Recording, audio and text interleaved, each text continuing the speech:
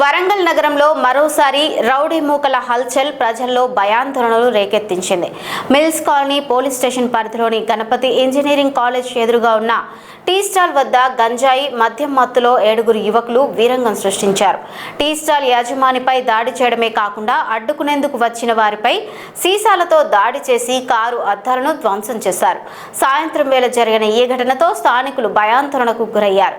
ఈ ఘటనపై ఫిర్యాదు అందుకున్న పోలీసులు రౌడీ మూకల కోసం గాలింపు చర్యలు చేపట్టారు.